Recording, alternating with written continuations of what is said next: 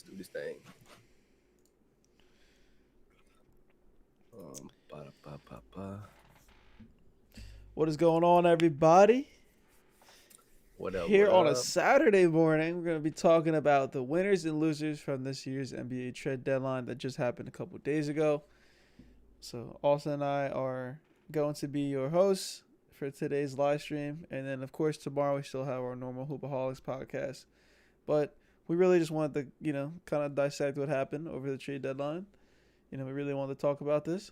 So, Oh, we're just going to be scrolling down the Bleacher Report list. They had their own version of the winners and losers. We'll be giving our own takes as well, if we do disagree with them or something.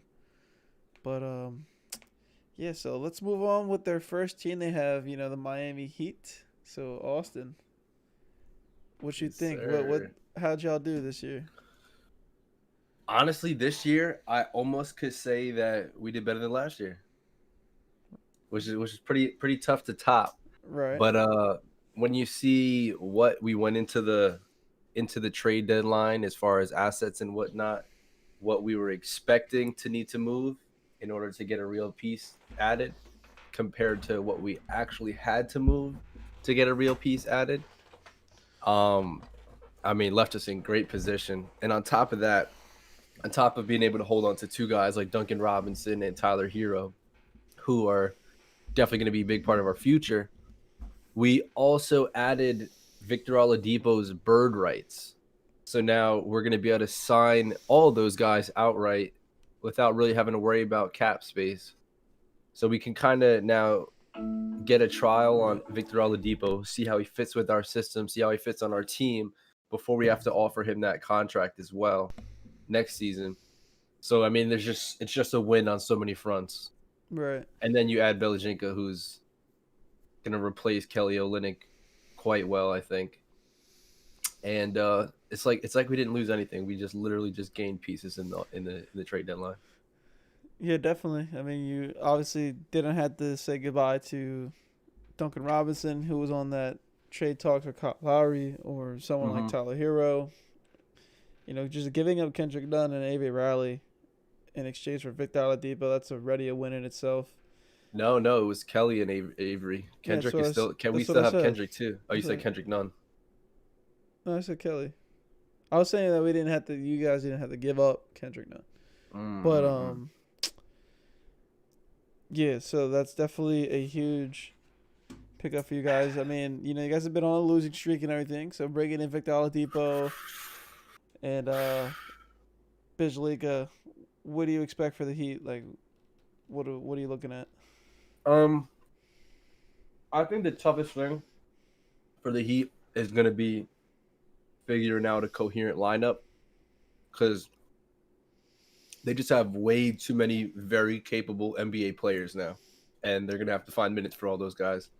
Right. One interesting thing that I think might see happen, maybe not, but I think it'd be interesting to see Duncan and Tyler coming off the bench together, and Victor Oladipo's defense and whatnot taking over that starting spot. Mm-hmm. There's plenty of things that happen. Kendrick Nunn also hurt his ankle last night, so he might be out for a few games. Who knows? Maybe we might even see Victor starting at the one. I think that's also very possible. It'd be sad to see Kendrick play so well and then lose his rotation spot after the trade deadline like last season, but I think that's definitely a very possible thing, especially with Goran Dragic also coming back off an injury sometime soon. Right. He might find difficulty finding minutes there.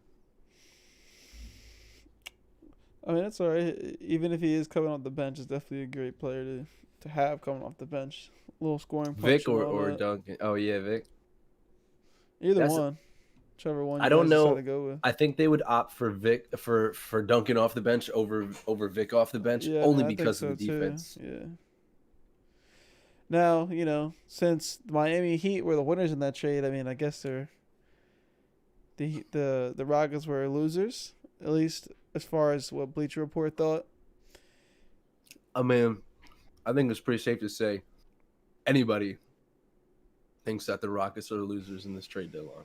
Right. And then when you look at the grand scheme of things and realize that Victor Oladipo was one of the main pieces in that James Harden trade, and then you see the haul that they, or rather, what they didn't really get too much back in for James Harden. It's like, wow, that really puts it into perspective that they have not made the most solid moves Well, they got a since moving on ton from him. of draft picks. It just so happens that a lot of those draft picks are They're Brooklyn Nets. So right, not exactly powerful draft picks yeah, there.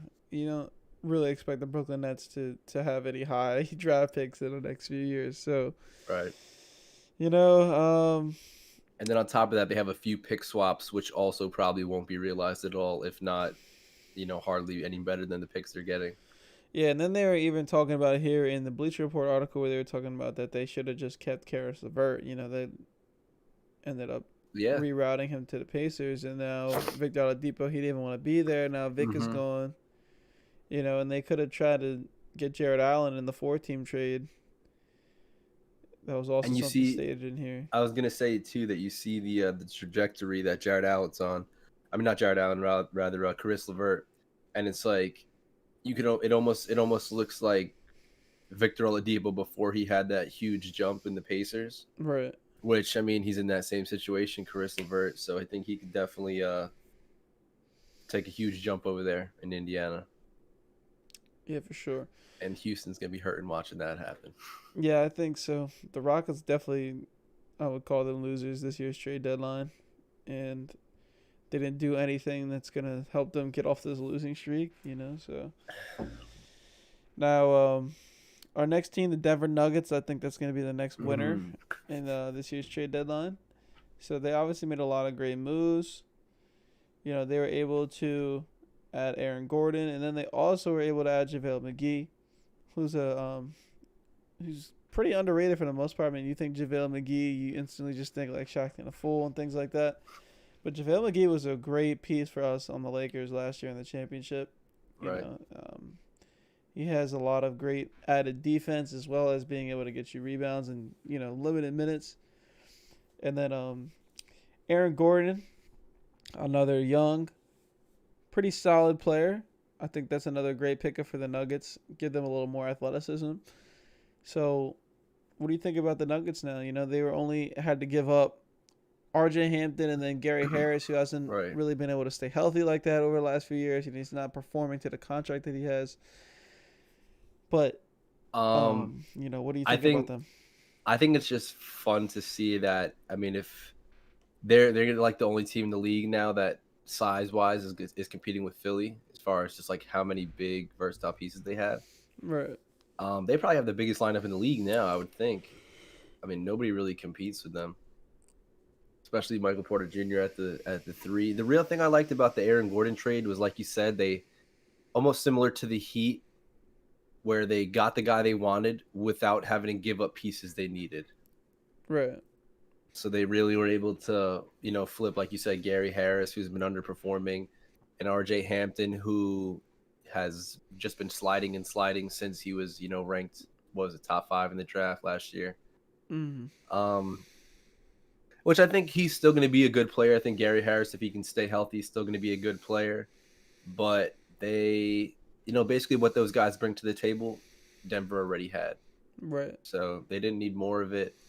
If anything, they traded them off for guys who have similar skill sets and are just bigger. So no, I definitely like the trade. I think especially adding Aaron Gordon, and I mean JaVale McGee too is going to be huge in the playoffs. Needing somebody who can anchor the defense, give Jokic some relief minutes. I think it actually really makes them a serious player in the playoffs. I know a lot of people were kind of looking at them like, they're going to get to the playoffs and not really do much again, or at least not make the finals, conference finals, whatnot. I think that makes them a real serious piece, and they'll be interesting to see moving forward. Yeah, 100%. I mean, the Denver Nuggets were always a team that we had to look out for this season. Adding the correct pieces around them too, and giving them a Mm-hmm. little bit more help could definitely make them a scary team come playoff time. They've already started to pick it up more so towards the second half of this season, and I mean, I have them winning over teams like the Clippers, and they could definitely make a run for the conference finals again. So Yeah, with the Clippers, the Clippers have And we'll talk about the Clippers when we come up to the Clippers.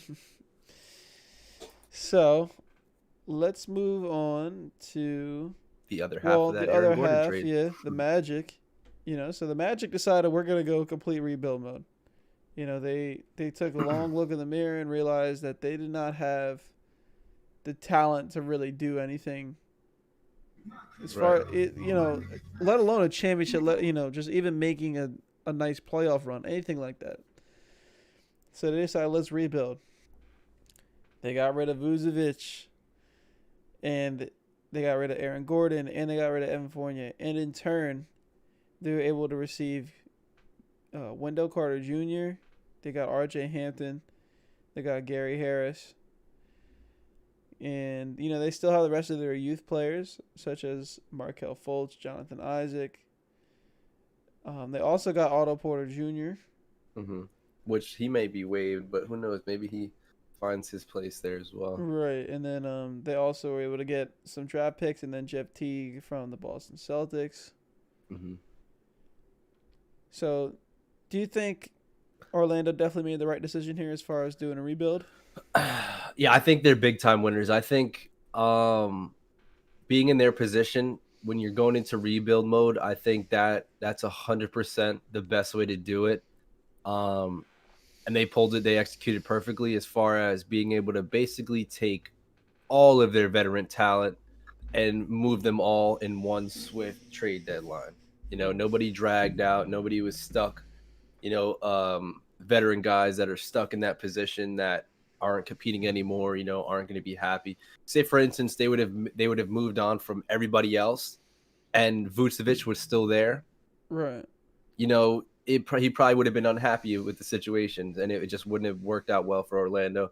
So for the fact, and Aaron Gordon as well. I mean, Aaron Gordon requested a trade if they weren't able to move on from him. Another thing where it wouldn't have been good look for the Magic. So for the fact that they were able to move on from all three of their guys who can still contribute but are getting up there in age, and get a solid return back for them, I think that's definitely a win for the Magic. For sure. I agree. I definitely think they made the right choice because I don't really think it's good for any team to kind of just linger around being mediocre and never get any great draft picks, and you're kind of just stuck in this position that's one of the hardest positions to really get out of in the NBA. Right. And Because I was just gonna say the size and speed and versatility of Jonathan Isaac and now Wendell Carter Jr. played next to him. That's going to be pretty solid too moving forward as well. yeah, definitely. So I would definitely call them winners for this year's draft deadline. Trade deadline. And I guess the other side of that as well would be for the Cleveland Cavaliers. They were able to get 2 second rounders and then a decent young center in Hardestein, and then that was for JaVale McGee. Cleveland also gave up Jordan Bell and McKinney in the offseason to get a 2026 second rounder from the Lakers. So they also just had Andre Drummond do a buyout too over there in Cleveland. So Wait, who bought out? Oh yeah, Drummond. Andre Drummond. So Andre Drummond's entering free agency now. He himself. I'm really curious as to where he's going to end up because at first it kind of seemed like it was between Brooklyn and LA, and now there's a bunch of other teams stepping into the picture, Miami included. Yeah, so really hard to tell right now, but I feel like it's probably going to be probably between LA and Brooklyn. Yeah, it's still going to be between. And everyone's going to Brooklyn, so why not just hop on the Brooklyn bandwagon? Just go. May as well just go, dude. Just get it over with. I think it's so funny though that Blake Griffin has dunked multiple times now since being right? The Nets. Crazy, right? Alley-oop included. So. Oh, big time winners! Big time winners! The other team that was involved in that trade was obviously the Chicago Bulls. They were able to get Nikola Vucevic and Al-Farouq Aminu on their team to pair up with Zach LaVine So easily a win for Chicago Bulls. I was not expecting to see No, Vucevic land on Chicago. That just happened out of nowhere, really, because no one really heard any talks nobody about him talked being about it. Yeah, traded. nothing. It was No just. one talked about the Magic just rebuilding middle of the season out of nowhere, like right there And at the it's funny deadline, too and that then like that was the first move that we saw, the most yeah, unexpected of all the moves. right. And I was just like, oh my god, happened out of nowhere. Yeah, now Jared got the call within 10 seconds. Yeah, no, that's just Gary goaded. We should have grabbed Vic because we had everything and more. mm-hmm. Gary, by we, who is we? Is that the Warriors? Yeah, That's what I thought. The Warriors. Once we get to the Warriors, we'll get back. We'll get more into that topic. Um, did they the even trade Bulls anything? though, Yeah, the Bulls. they have they have now. I mean, easily top five in big men, easily. And this man is like Jokic light right now. Might be He could. number three. He probably is number three, more than likely number three. I Yeah, think it's Jokic, Embiid, or Embiid, Jokic, whatever you want to call it, and and then then Vucevic. Boots right there for sure. Vucevic is just playing out of this world right now, especially his 3-point shooting. He's shooting like 40% from three. I mean, when like I said a couple weeks ago, when the Magic played Miami and he lit us up, Spo called him the modern day Dirk Nowitzki. Yeah, man, he is And he's doing it tough. all. And now he actually gets to play with another player on his level, or if not Mm-hmm. better, considering how your take is on that. But Zach LaVine, another All Star player. Chicago could be an exciting team for the rest of the season. For They're sure. definitely towards the bottom of the East right now, but adding another veteran All Star player in his prime is just huge for the Bulls. That gives Zach LaVine the much needed help that he was asking for, Right. and now when they're playing the bottom half of the Eastern Conference when it comes to the play-in, or maybe they just able to get to the sixth seed. Who knows? There's still a lot of time left in the season. Still got like That's 20 something games. I was gonna say that is one aspect of this trade deadline that has just been so fun and exciting. Is we got to see how the play-in tournament played out last season. So like now it turns so many more teams at the trade deadline into buyers rather than sellers, which is Right. just really cool because you just see a lot of times at the trade deadline you see people selling off talent, which ends up a lot of times, I mean, similar to what just happened in Miami, where one of the better teams in a league gets a steal of a deal because this team is just selling off on assets. Right. And that happens a lot of times. So I think it's just really cool to see a lot of teams moving to get better rather than, I mean, outside of Orlando, there wasn't really anybody, I don't think, that did like a full sell off type deal. There was a lot of swaps. There was a lot of maybe what somebody would call neutral moves, if that. But yeah, no, I liked the fact that everybody seemed to be trying to get better outside of maybe Orlando, Right. and that just makes for some competitive ball. 100%. So the other team that was involved with these trades, we had the Boston Celtics. Now they were able to add Evan Fournier, and what did they give up? They were able to give up just 2 second round picks and Jeff Teague. So the Mm-hmm. the Magic obviously were not asking too much for Evan Fournier, but Evan Fournier is a very solid player. He's been putting up almost 20 a game over the last. Actually, I think it was like 25 a game the last Yeah, no, Evan over 10 Fournier or is a 11 games. solid bucket. Definitely. I mean, like he's really just a scorer. He's kind of like the modern day Kevin Martin. Like he Yeah, literally just come in and score. That was it. Kmart. So One thing about the Celtics that makes them big time losers outside of, there's nothing wrong with the trade they made. It's about the trades they didn't make right, because the Celtics were in talks for a lot of guys and they were in talks for a lot of guys that should or would have really moved the needle a bit on that. And they're definitely one of the teams in the league right now that needed a move like that the most at the trade deadline, and they seem to not really get much of anything done. yeah, man. didn't do anything aside from just getting Evan Fournier, and the team's been struggling all year. Right. But I feel like, well, actually, hold on. Where didn't Daniel Tice go somewhere? If I'm not mistaken. Tice did move somewhere, but Yeah. I think it was like just for like second rounders or Oh something yeah, they like were that. able to get. They only got Cornet and Wagner, so it's not like they Oh, really. Wagner, that's right, Yeah. Mo Wagner.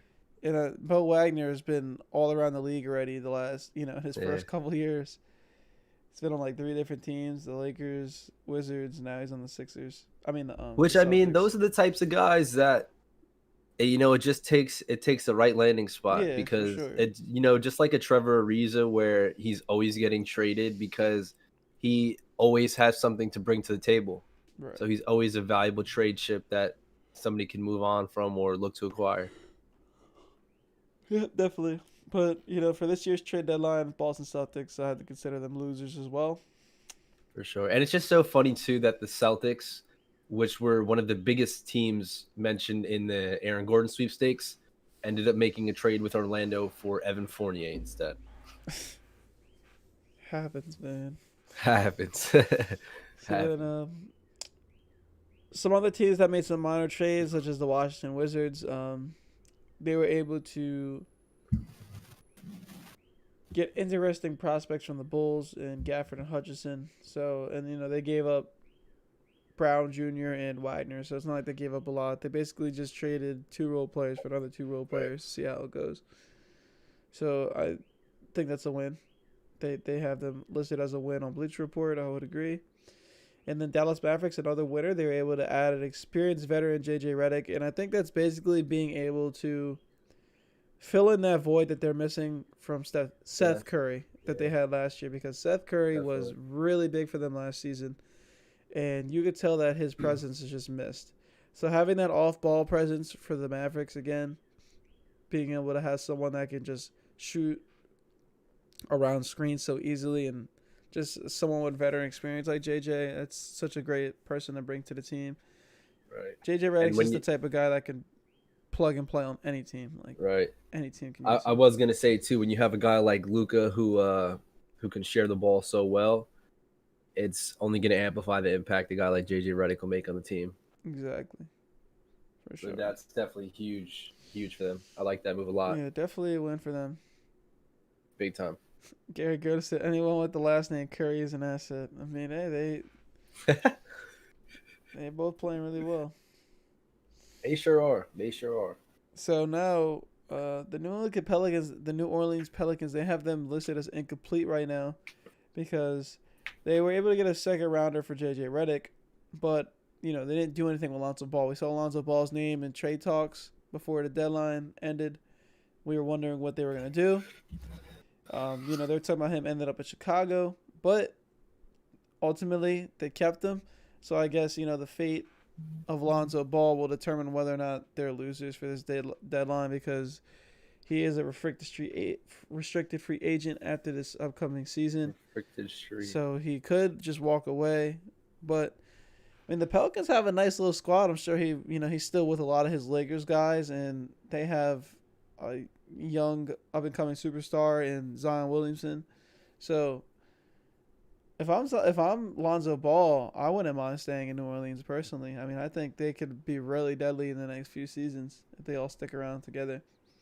It's also funny that LeVar had to start opening his mouth again and talking about how Lonzo doesn't want to play there. Get him out of there. He doesn't want to be in New Orleans. He hates it there. Yeah, And then it's just like he always you got just to wants to talk for his people. right, and it comes out like weeks before the trade deadline, Right. and it's just like on top. Like I don't know if he doesn't understand the fact that saying things like that only diminishes the chances of him being moved because it's just going to lesser his value. So it's like He doesn't care that he literally just cares about his own his name being in the name. media. Yeah, literally, he just wants to. It's like, look what LeVar He's said. just a cloud chaser. He is the definition of cloud chasing. Like he was literally saying, "Oh, Lamelo don't need advice from Michael Jordan." Like what? You don't want to Right. get advice from the goat? But yeah, no, that could have very easily been a factor in maybe teams lowballing them for Lonzo. I mean, teams already probably, were not exactly offering the talent that the Pelicans were looking for, but that's just not going to help the cause. Right. And Yeah. it's like any team that I saw would maybe need him. Any team that could use him didn't really have the assets to get him. Outside of maybe Miami, I thought could have been an interesting fit for him, but I understand why they wouldn't want to Right. pull the trigger on that one. Oh, well, I guess we'll see in the next, maybe season or two whether or not the Pelicans were winners or losers for this year's trade deadline. Right. So the next team they had the Portland Trail Blazers, which is listed as subjective, because they went and they traded Gary Trent Jr. And then they also traded who was the other piece that they sent with him? It It was was Rodney Hood. Ronnie Hood. So Gary Trent Jr., Ronnie Hood for Norman Powell, which is huge because Norman Powell has been great this season, and he's basically just a more developed Gary Trent Jr. right now. Mm-hmm. He's shooting 44% from the field. He's putting up 20 a game. So I think that's some huge scoring help for not that Gary Trent wasn't a great scorer because he was putting up 15 a Right. game in itself, but I think Norman Powell's just a little further ahead right now at these stages in the career. And I do like that move as well because I think Norman Powell will be for them what they had hoped they were getting out of Rodney Hood when they signed him. Right. Because Rodney Hood, I mean, he looked promising. It looked like a good move when it happened. You finally fill in that forward role that they've been looking for years. And then unfortunately, it just didn't pan out. He just never really was able to find his rhythm again. Yeah, well, I after the mean, injury, he's just never really been the same. yeah, right. After that injury, it just Yeah. has not looked the That same Achilles since. injury gets a lot of people. Not everyone That's can come I was back like gonna Kevin say. Durant, Not everyone could be KD and be the same player coming back from it. if not better. But as far as the Raptors in this trade, the Raptors they had them listed as the losers. Right. Because they held on to Kyle Lowry, they never traded him for anything. So if he decides to leave next season, they're gonna lose him for Okay. nothing. And then they also traded Norman Powell because I guess they were worried about how much his asking price was going to be this offseason. They figured, oh, I don't know if we're going to want to pay him that much because he's probably going to be looking for a lot of money. So at least Mm-hmm. they got something out of him, Right. But at the end of the day, the big move for the Raptors this offseason, or not this offseason, this deadline was to try and get Kyle Lowry out of Toronto. That was like everyone was waiting around, like where's Kyle Lowry going to go? Where's he going to Right. go? 3 o'clock comes, still nothing, and then he's obviously they say that he's just gonna stay in Toronto. So the problem with them is that they it seemed like their asking price was outside of what anybody was going to offer. Exactly, like they really thought they were trying to trade A a, prime a Kyle Lowry. prime 27-year-old Kyle Yeah. Lowry. It's like you have a 35-year-old Kyle Lowry with $30 million this season. I mean, I don't know And how much you're he's expecting going to to be get, a free agent. and he's gonna be a So it's free going to agent. be a rental. It's not like somebody has a guaranteed extra year out of Kyle Lowry. Exactly, they're literally gonna trade a big portion. Like the Lakers were honestly offering a lot of players. You know, Mm-hmm. Like the Lakers were saying they wouldn't send Tucker, and then at one point though they did say they were going to send Tucker, and then it was like Taylor Horton Tucker, KCP, Dennis Schroeder, Right. And that's Wesley a pretty Matthews big is on haul. there, and then they did a few different combinations, and then The the one thing Heat I were can talking about understand with trading them, Tucker. though, is that I get them wanting a younger talent, which is why obviously they wanted Taylor Horton included because they're going towards that rebuilding phase. So it's not like they want to bring in another 28, 29, 30-year-old. Right. They want to, obviously go younger, which is the difference between a 20-year-old Tyler Hero and a 26-year-old Duncan Robinson. Right. Yeah, I don't know what just happened to your mic, but it's doing that static thing again. Oh, great. Of course. Try like unplugging and plug it back in.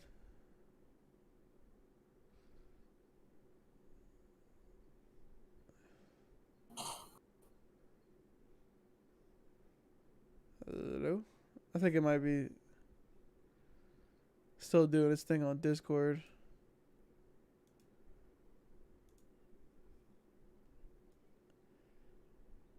Yeah, I actually don't even hear you anymore if you're talking. Hear me now? Yeah, but it sounds like it's still being kind of staticky.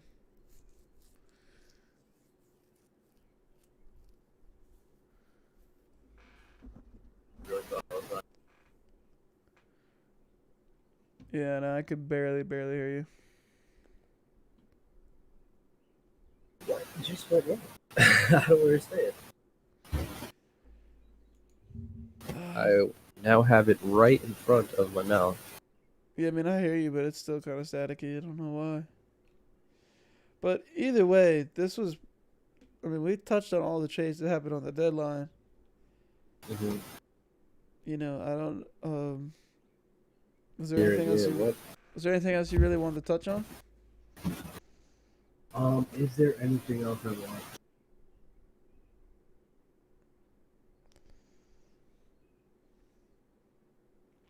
Um, no, I don't think so. I think so.